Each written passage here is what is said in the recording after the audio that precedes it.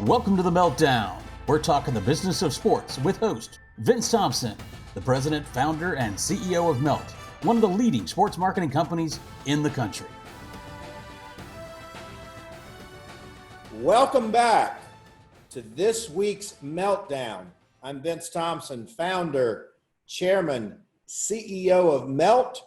You can follow me on social media, Facebook, Instagram, Twitter, at Vinny Inc., LinkedIn, Vince Thompson, YouTube, Vince Thompson channel. And this week, we've got one of my favorite people in the world, one of my favorite friends, one of my favorite professional colleagues. Way back when I was starting Melt, he was one of my early and true believers, and I will never forget that. Michael Smith, Sports Business Journal reporter, college athletics, sports, college business, a preeminent expert in our space. Welcome, Michael, and boy, have you been busy lately. I have been, and Vince, thanks for having me. This is a real pleasure for me to be with you, as always, whether it's in person as it typically has been in the past, or across the airwaves like it is now. But I have to say it's a little unfair to have me come on the week after Tony Barnhart and try to follow up Mr. College Football. That's a tall task for me. Well, I noticed that Mr. College Football is also a Mr. Hall of Famer now. And I'm very proud of him. Love Tony, like you, one of the true, really, really good guys in college athletics, college sports business. And like I said, you've always been one of my biggest supporters, which I've always appreciated.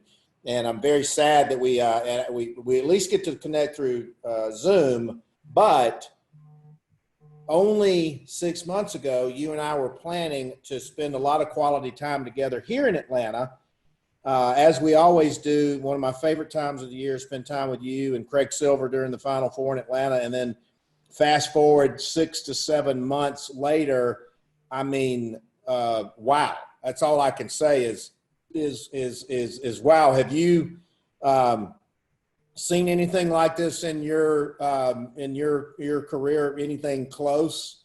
Well, that's an easy answer. I can't say that I've seen anything that rivals this in any way, shape, or form. Not only with the pandemic and what college administrators have been trying to work through for the last 8 months or so, but also just the intersection of so many major events happening with the social justice movement.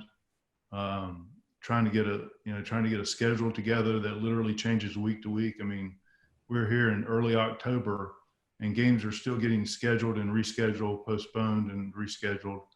And then kind of, below the surface of all those immediate issues is the whole name, image, and likeness movement that is, where there's a lot of activity going on now, but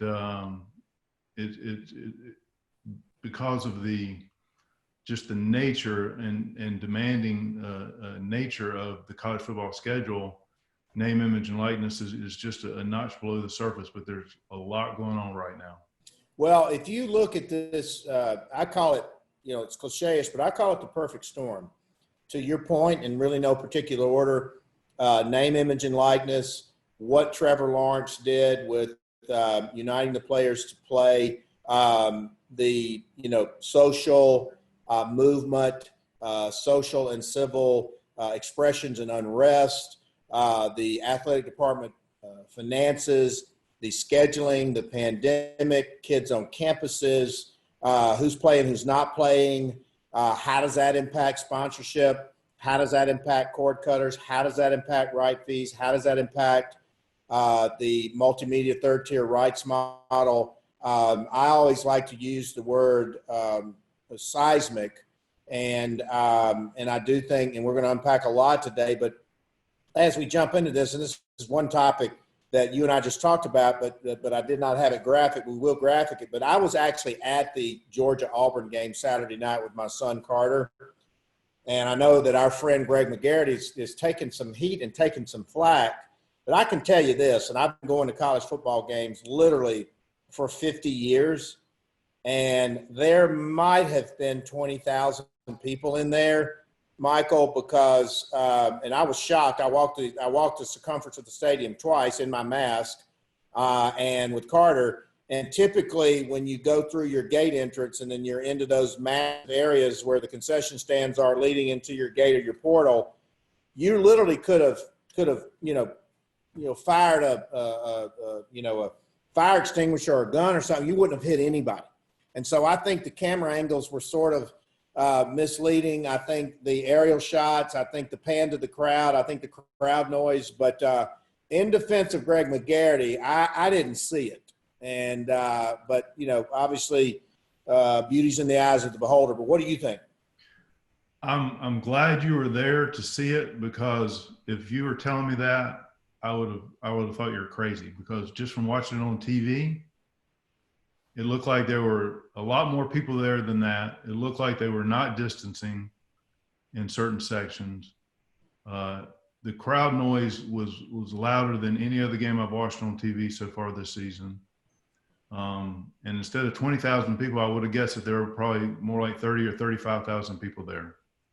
No way. And I think, to your point and to McGarity's point, the angles that the camera showed, and not only that, but the amount of time that the director had the cameras panning the crowd and showing the crowd on TV was a lot more than anything we've seen on TV so far this season. Also, yeah, I don't know the direct. I don't know who the director was, but I totally agree with that, and I don't really think that they did a true service to the safety and security measures that I experienced personally while I was there. And I actually responded to a couple of tweets after the game, because somebody who wasn't there said there had to be tens of thousands of people there. And I'm like, look, I do this for a living and thousands of times a year, and I can tell you that it was because it was so bad that how they'll have the local booster clubs running the individual concession stands. yeah.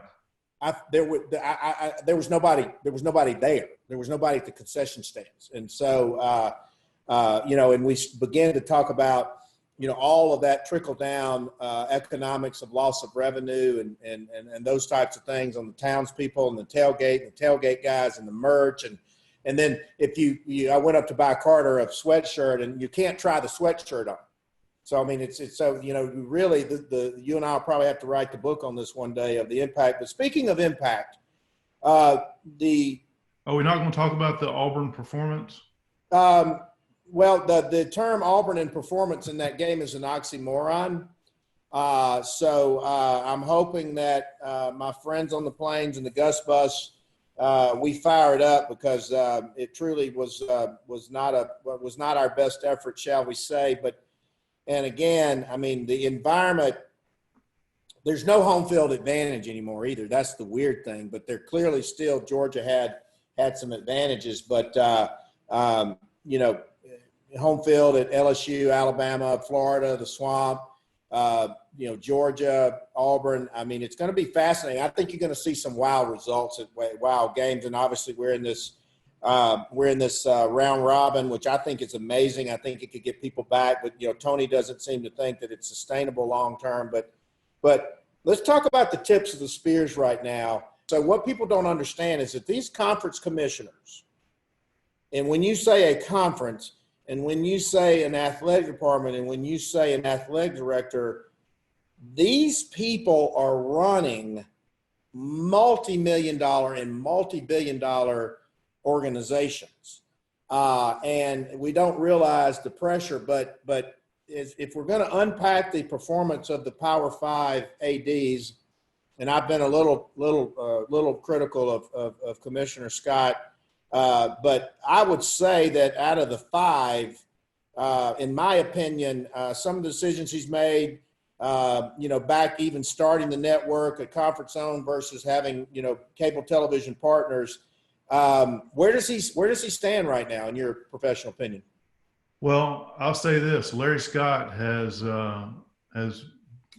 been on the verge of being run out of town about 20 times over the last 10 years, and he's still in the chair, and he's making $5 million a year. He's doing something right, because if nothing else, he's been a survivor, and he's hung in there. against a lot of criticism and a lot of ups and downs, and he's evolved as a commissioner. There's all kinds of opinions about how he's handled the rescheduling of the season. Right.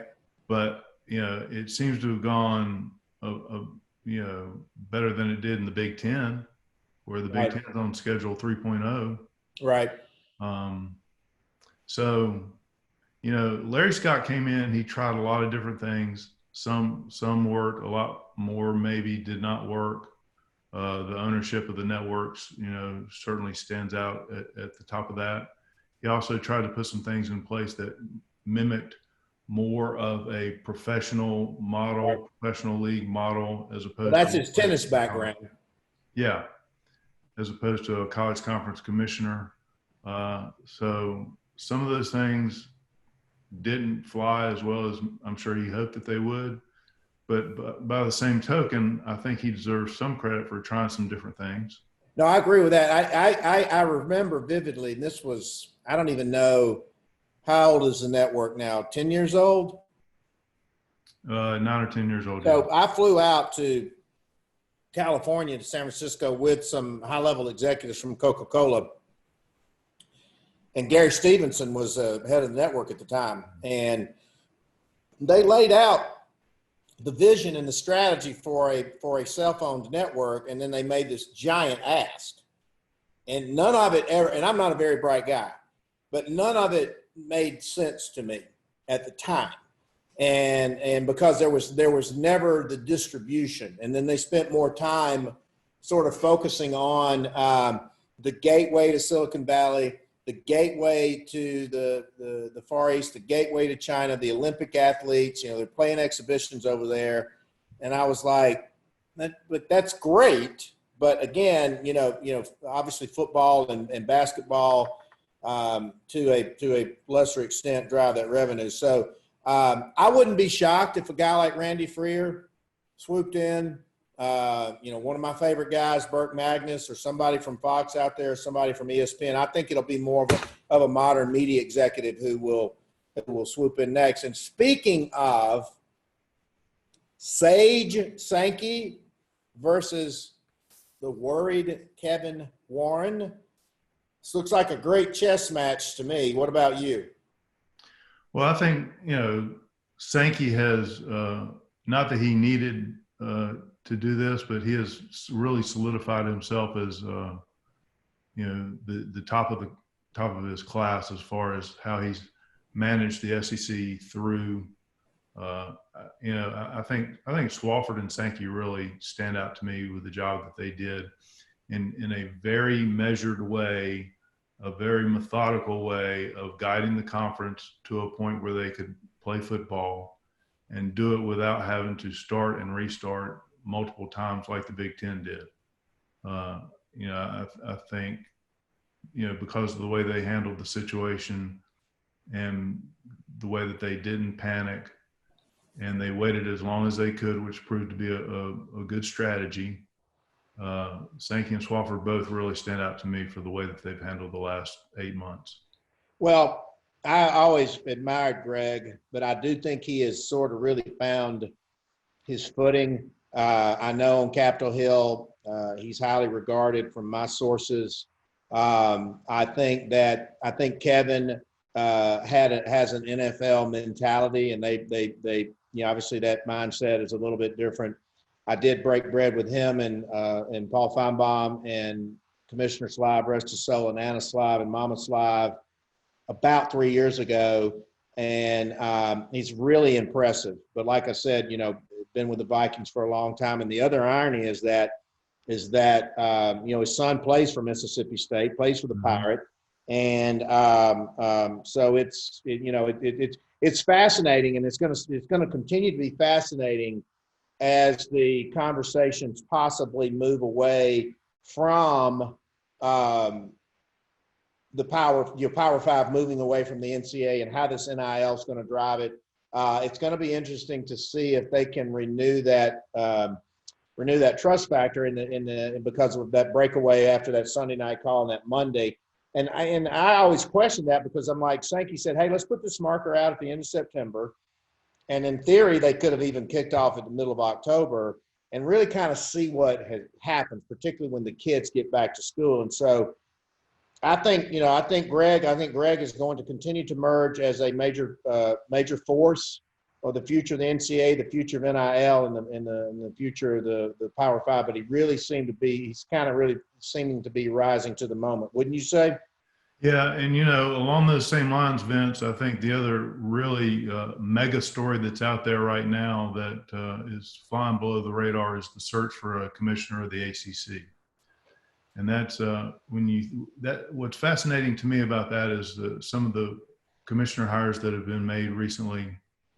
Well, Kevin Warren would be the most recent, and then you'd have to go back to Sankey, and then before that to Larry Scott. But the non-traditional hires of a Larry Scott coming from the pro ranks and a Kevin Warren coming from the NFL, I would say the nicest way to put it is that the jury's still out on going that non-traditional route, as opposed to somebody like Sankey who had a background as a commissioner, somebody like Swafford who had a background from being on campus as an athletic director, and obviously Bob Bowlesby is same thing, coming from Iowa and Stanford.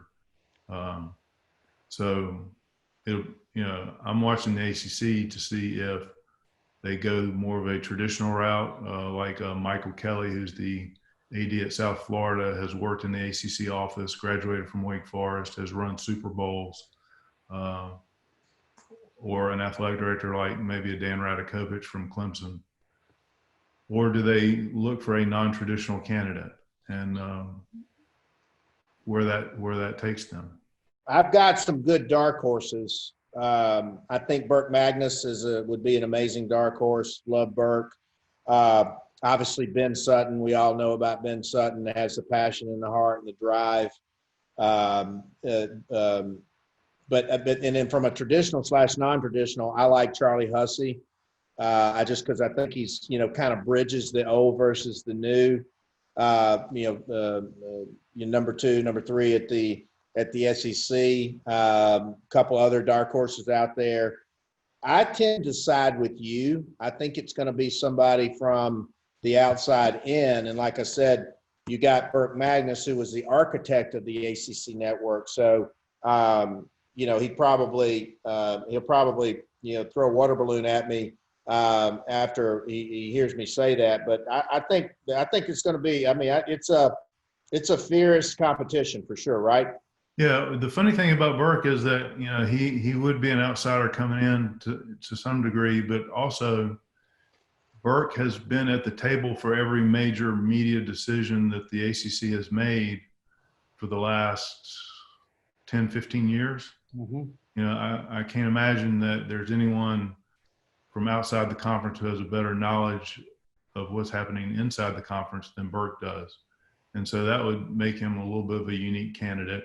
And then also, if you look around at the commissioners, maybe a notch lower than a Power Five, the one who really stands out to me is Gloria Nevarez at the West Coast Conference. I think she's done a tremendous job. She's been there a couple years now. She was confronted with some big time issues, from Gonzaga looking to leave to a new TV deal with ESPN, and also more recently coming out with the Russell Rule, which requires schools that have openings at a certain level to bring minorities into the mix, into the pool of candidates. She's really, in a short period of time, really come up with some high impact results. She would be tremendous. I'm a huge fan of what she's done. So let's unpack a little more. Tell me where you sort of think we are. I'm going to tell you that I think overall everybody's done a really good job of player safety, of putting the games on, the scheduling mix. The product is good. I gotta give our guys. There's so much saturation. We'll talk about NFL and NBA, and Masters with no fans and the Preakness and the numbers and the NHL and MLB and the sort of dilution. But how would you grade the performance of college athletics and college football so far into this?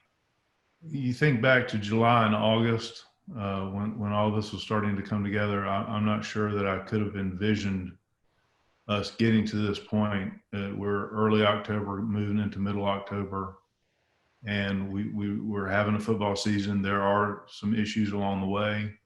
I think we're seeing a lot of issues at the schools, maybe just a notch below the Power Five, where the expenses are probably a little bit more difficult to take in terms of the amount of testing that's required. I mean, my school, Appalachian State, has had to postpone a couple of games already. But we've seen that at the Power Five level too. We've seen a couple of ACC games go that way, where they had to postpone and move it back to a December date.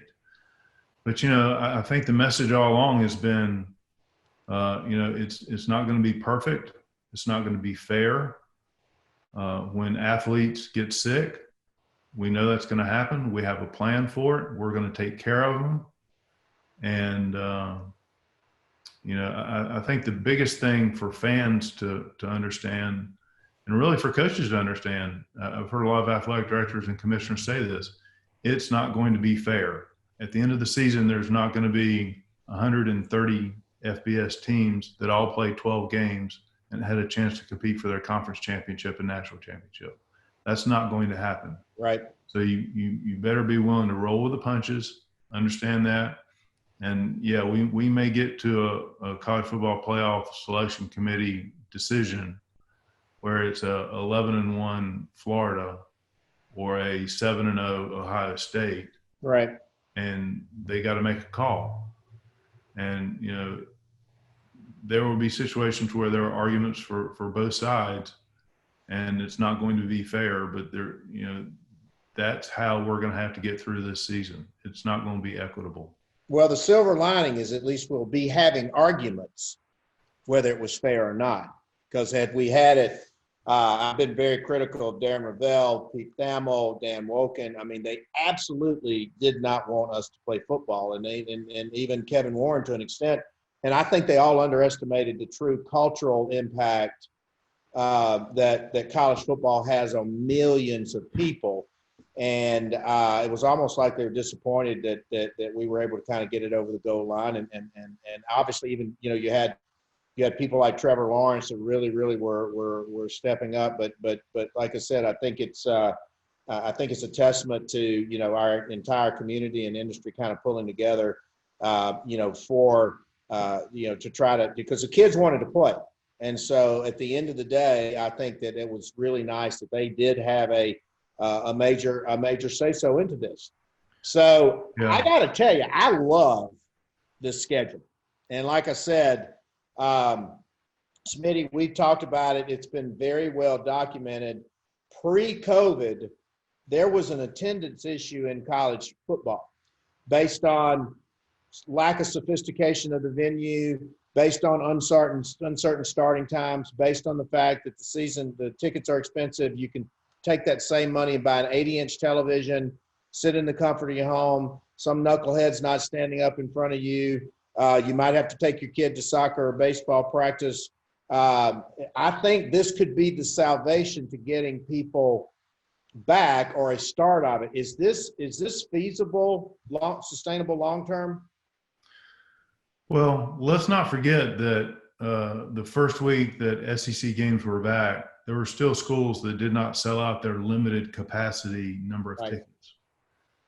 So I don't know. I maybe am not quite as convinced about that as you might be. You're naturally more of an optimist than I am. Maybe, I'm not sure, but I think these issues are going to be ongoing. And on top of those issues that you just described, now we have the issue of whether or not fans are going to feel safe in the stadium. Right. And that's not an issue that's going to go away this season. That's an issue that's going to be there next season and probably the season after that. So I'm maybe a little skeptical of how that's going to go. I don't doubt the power of college football and the attraction of college football. I think there's going to be a need to continue for schools to continue to engage with their fans in ways outside the stadium. You know, we've heard college administrators talk about, you know, yeah, there's 70,000 or 80,000 or 90,000 people at the game, but there's millions more that you can engage with outside the stadium, outside of game day. Right. And I think we'll see a continued emphasis to reach those people as well. Yeah, I think, you know, I think, like I said, in you know, in chaos is opportunity. I like to say the saying, change is inevitable, growth is optional, choose wisely. I think you're going to see some, you know, once we get through this, pray we do, I think you're going to see some really positive changes, because changes were coming incrementally, and they were going, you know, because of the way the finances and the structure of the revenue was set up, and an arms race for buildings, and the, you know, antiquated business models such as guarantees and third tier rights. I think you and I'll be unpacking this for many years to come. And then the other thing is, if a fan gets comfortable in their home and having their friends over and watching it on this major sophisticated television, you know, now I do think the emotional pull of people coming back to see their friends and alumni and parents and kids at schools, that emotional pull is going to be there. There were people in Athens, and they were at people's houses and things of that nature. So it's going to be fascinating. So speaking of my Auburn Tigers, will there be a hot seat this year, or will athletic departments be able to afford these ridiculous buyouts, which I never understood, that you get paid to fail, because you and I don't get paid to fail? Will there be any changeover? That's a great question. I think, you know, what I've heard a lot of people say is that coaches may get a pass to some degree, not completely, but I've heard a lot of people say that coaches may get a pass this year because of the expense to buy out not just a head coach, but the staff now, because so many staff members have multi-year contracts. That could be an issue that athletic directors have to face, where you evaluate the cost to buy out a coach who maybe has underperformed versus the potential loss of revenue from ticket sales and donations if you don't make the move and bring in a new coach. But that's not atypical just for this year. That's the argument a lot of years is the debate over the draw, the attraction, fans having passion about the team and wanting to come to the games versus, okay, we may be saving X millions of dollars in buyout fee, but is anybody going to care if that coach keeps losing? Right. I think you're going to see a course correction in coaches' salaries based on the real finances of athletic departments, and based on some of the conversations that are going on in Congress right now with NIL and NCAA and antitrust, and we're going to unpack NIL in just a moment. We've talked about fan engagement a lot, and you hit the nail on the head. They will only attend games if they feel safe. You know, you've had a lot of people that have put their season tickets on hold. You know, I went to Athens. I'm going to Tuscaloosa next week. You know, the ticketless transaction, that to me takes some of the fun out of it, because I used to collect all my old ticket stubs. I still got all of them. But again, I think if we get to the other side of this, ultimately people are going to want to get out of the house. They're going to want to see their friends. Obviously, college football in the fall is one of those really, you know, besides a summer vacation or a Christmas holiday, you know, going down to Auburn or Athens or Tuscaloosa or Baton Rouge or all that, I think that's going to come back. Do you see these athletic departments getting over this financial trauma anytime soon? And Smitty, I'm of the belief that, and I don't think it's right, that they should not be cutting these quote unquote non-revenue sports. I think it's a sin. I think it's penalizing the wrong people. But it is what it is right now, right? Well, for this year, for the 2021 year, we've heard athletic directors talk about losses of 20 million to 30 million to 40 million and more in revenue. And so what we've seen is a lot of furloughs, we've seen layoffs, we've seen the types of things that we see in other industries, probably much more frequently, and it's hitting college athletics now. This is a multi-year recovery process. This is not something that's going to just be gone in December or in June of 21. It's going to take years. It'll take multiple years for the athletic departments to recover. What I'll be curious to see is if they go back to the employment levels of, say, a 2019, or if, as we like to say, the new normal is this, leaner, meaner athletic department. And I don't know the answer to that, but I would say in the near term, it's going to be leaner and meaner. Well, and you also, think of the pressure. We know sponsors are putting pressure on redoing their deals. We know that sponsor dollars could go to NIL. We'll talk about that in just a minute. We know that the third tier multimedia rights guarantee, those are being renegotiated all over the board right now. Sponsors are pushing on those guys. The season ticket revenue, the donor revenue, people's household income. It is, and it's not just college. It's not just college athletics, but probably the model, like I said, would have had some course correcting incrementally over time. But I do think that it's going to accelerate, and some of the pain will accelerate. And think about all these items that you're talking about, Vinny, that are related to the coverage of sports business, and how this great industry that we're in, how it has dominated the news for the last 8 months, especially in the college space, because when there weren't games going on, we were talking about the business of college athletics. We were talking about revenue and expenses, and how are these athletic departments that operate as multi-million-dollar businesses, like you said earlier, how are they going to make it? And that's just one of the things I've reflected on a lot over the last few months, is how so much of the coverage of college athletics has been dominated by the business side of it. It's fascinating. And you and I talked about this at the top before we got in.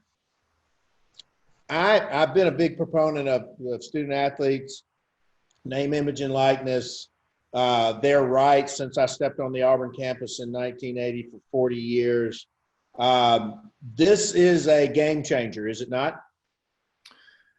It is. This is going to take college athletics in a direction that has been discussed, but really has taken a long, long time to get to the point where we're going to see actual implementation of name, image, and likeness for athletes in probably the next 10 months or so. Maybe by August of 21, we could have the implementation of that, where athletes could use their name and image likeness rights to be able to go out and make money from endorsements and to make the most of their opportunity as a college athlete. I believe, I don't know if I'm going to call it a silver bullet, but I think that, and we all tend to focus on Trevor and Tua and Justin Fields and the handful of Zion Williams is a handful of superstars. But Smitty, I think this is going to be a salvation for non-revenue sports and teams. I think it's going to flip the power of the student athlete. I think it's going to create new sponsors and new categories and new revenue, particularly on the female side and what I call the endemic side. I think it's going to allow these kids to showcase themselves for future career opportunities for alumni sponsors and sponsors of game day and CFP. And it looks like federal legislation is trending in favor of the student athletes more so than the powers that be in the NCAA. And I see people flocking into the business, but all I see right now is them flocking into the athletic departments and the athletic directors and the sort of the same masters. And but I think you're going to see some breakthroughs here. I'm very bullish on this long term as it relates to the positive impact on the business of college sports and the positive impact on many of these kids who don't get these fancy scholarships. They do it for the love. And if you built the financial model correctly, the money could go into that team, into that sport, and into that athlete, and create this rising tide to preserve these non-revenue sports, many who are feeders for Olympic programs. Do you subscribe to that? Vince, it's already starting to happen. The NIL legislation is not even passed yet, and colleges are getting inquiries from businesses who want to work with their athletes, not just football and basketball players, but athletes across the board. I talked to a high-ranking member of the athletic department at LSU, and they've already had inquiries about their beach volleyball team and ways in which they could use members of the beach volleyball team to endorse companies in Louisiana. This is going to come fast and furious once the legislation is passed, and it's not. I'm convinced, like you are, that it's not going to be just football and basketball players.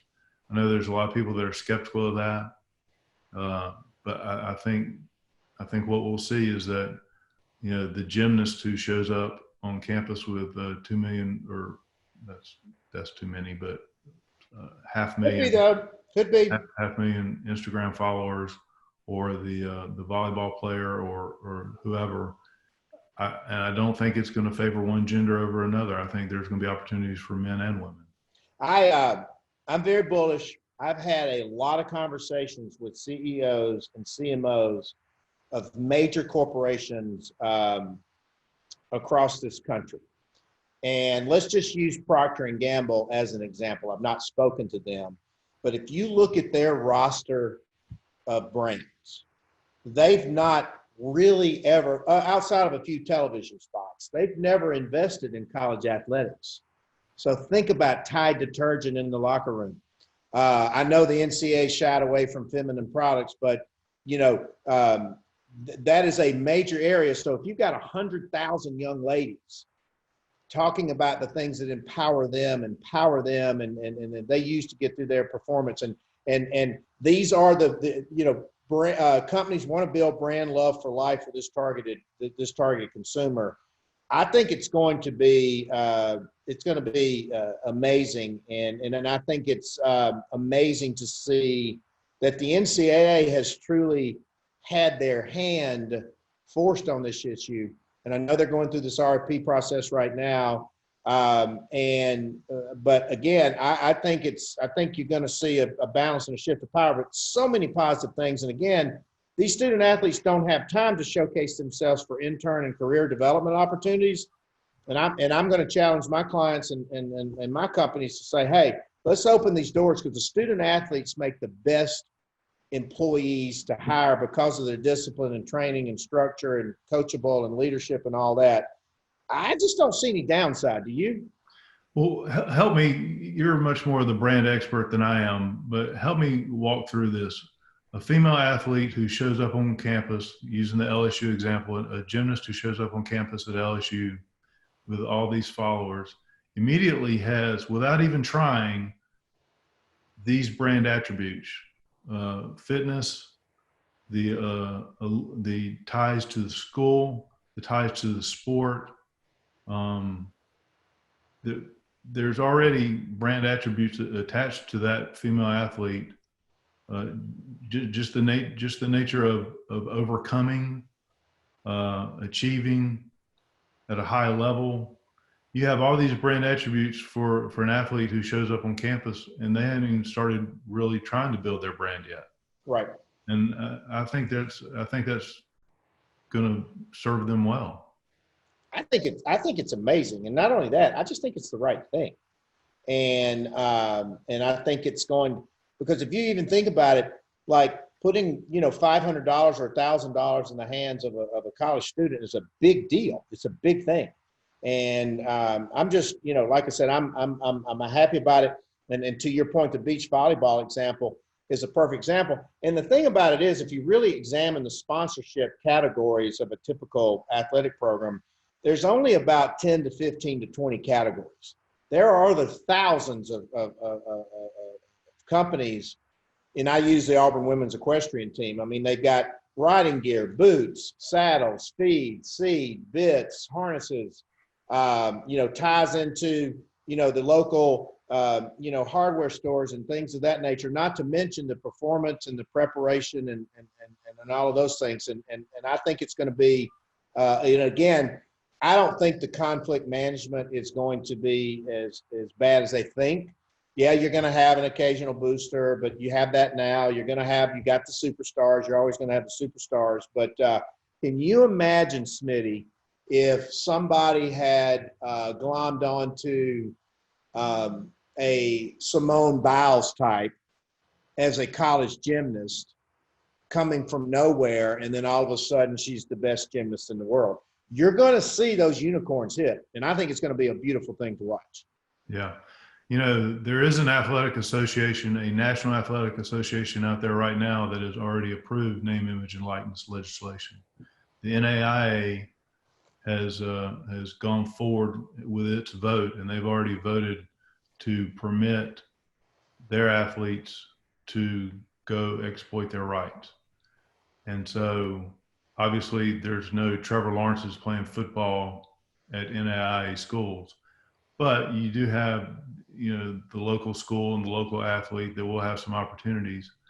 And the big distinction there is that the athletes at that level will be able to use their team gear, and they will be able to identify themselves with that particular school as an enhancement and to help them go out there and market themselves.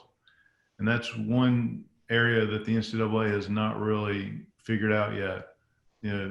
Most of the discussion around the NCAA legislation so far has been to keep the school and the athlete separate. Right. And for the athlete not to identify himself or herself with the team gear. And I'll be curious to see if that doesn't end up changing. I think it'll change it. And by the way, my buddy Jim Carr at NAIA, I mean, he's a pioneer. He was the first one to pioneer esports as well within the college ranks. And he could be a dark horse for the ACC job. I really hadn't thought of him, but yeah, he's an attorney by training, and he's an innovator. But I'm glad that he took that leap as well. So are we going to get to Indianapolis and San Antonio next year for Final Four basketball? Your call. Yes, there will be a March Madness. I think there will be using these pods and bubbles and green beans and whatever ways in which they need to group teams together to keep them safe and so that they can play games. I think we'll see that happen. The winter is really unpredictable as far as what's going to happen on the healthcare front and the pandemic front. But, when Dan Gavitt says that if there's basketball being played anywhere in the world, we're going to have March Madness, it does tell you that there's a real conviction to making that happen. Well, I'm bullish on it too, and I think, like I said, the model that we've been building out with college football, and like I said, one of the greatest emotional gut punches and professional gut punches I'd ever had is, like I said, not getting to see you, Craig Silver, and putting on our 18th Final Four. Indy's one of my favorite places. I think it'd be my fourth one to produce an Indy with you. Let's just keep saying our prayers that the leadership for the men's and women's Final Four that we'll get there in March Madness this year. Wasn't Indianapolis the first place where you guys produced a concert for Facebook? Yes, in 2010, the first ever concert in the history of Facebook streamed live. Daughtry and Darius Rucker. You were there. Secrets was there. Craig Silver was there. And we got 450,000 viewers And I'm like, man, this is going to be the future of these things because Facebook's in billions of places all over the world. And I tried to start separate vertical networks against this. And I literally was sitting in Mike Slive's conference room with him when we signed him up for Facebook. I was there and I witnessed it. And it was just an idea that was a little too far ahead of its time. But, you and I have experienced amazing. First, a couple more crystal balls. I see 2 bowl games had been shut down. The Bahamas Bowl we used to produce with Popeyes, Hawaii Bowl, that leaves still 39 bowls. Are there too many of these things, and can teams afford to travel to them, or will they box them up sort of regionally where there's a closer opportunity for fans and teams to be able to go? Well, I think that's a great point. I think there's a real possibility that maybe some of these contractual allegiances that the Bowls have with conferences, maybe they're allowed to bend those or break those a little bit for this year in order to create, the matchups that they want, or to, for the sake of proximity and expense, to maybe keep schools a little closer to home. We don't know if the Bowls will have a limited capacity or no fans or what that deal will be. But as we all know, that's extremely valuable programming at a time when there's not a lot else going on. And so I imagine that'll help drive the decision also to keep these Bowls going and Right. keep them on TV. Well, I got to tell you, first of all, I appreciate your friendship, appreciate your time today. Know you're crazy busy. It's been, just an incredible, obviously being in the sports business, it's kept you busy. It's kept me busy. We're hoping we keep everybody, safe and sound. And it's going to be interesting to hopefully circle back with you in a few weeks to repack or unpack some of these forecasts and some of these issues. And then as we move into 2021, the fascination of how it's going to impact not only just the business of college athletics and business of college sports, but the businesses of colleges, because they are giant multi-million-dollar businesses and royalties and license and merch sales and all that. The shake out and shake down and shake up is going to be fascinating and seismic. Wouldn't you say, Smitty? There are landmark decisions being made almost every week, whether they're at the college level or the conference level. I don't envy the jobs that those commissioners and ADs have to do. And I really, I admire what they do. I admire what you have done to keep things going and keep the energy going in a good direction. And I'm glad all I have to do is just sit back and write about it, because it's a heck of a challenging time. Well, you dang sure don't have any shortage of materials to write about. And as we leave, obviously, you're going to be giving my giant book a shameless plug here pretty soon, Build Brand New. But I have been, I tell you what, you've been on my podcast. We've got a couple thousand students in our intern program. We have 65 podcasts in the can. We got the MeltDown. We've got a weekly newsletter. We're going to do some video tutorials, industry specific. We got the book. I'm talking to kids all over the country because in our industry has been decimated, devastated from a job perspective, millions of jobs. And so, Smitty, it's going to be tough for kids coming out in this new job environment, because people are going to be willing to take a lesser job for a lesser salary. And so one of the silver linings that's come out of all of this is the ability to do these types of things. You've always been a big believer and supporter of what we've done with Melt University. You always came here and visited every summer. We've done a lot of great roundtables and things, but to be able to impact, these students' lives, because I was so greatly impacted by my experience at Auburn, and then, guardian angels like yourself of the period of time, has really been, so gratifying and satisfying. Well, we're both living it. We both have kids that are in college that are getting ready to come out and face this job market and try to make their way just like we did. And so knowing what they're up against and being able to help them and help others is really, really important. I think it's very important. And I think that, one of the things, the kids are going to get asked coming out is, how did you make the most out of COVID?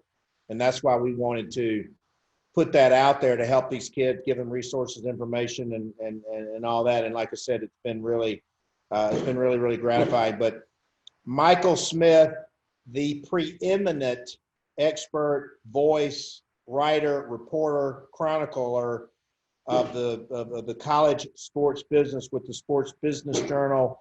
If you don't follow him. Believe it or not, there's a window washer outside here trying to get my autograph. But so if you hear that noise, in the spirit of 2020, there would be a window washer outside the window when you and I are out here filming our show. But Michael Smith, preeminent reporter, Sports Business Journal. Follow him on Twitter at Smitty SBJ, right?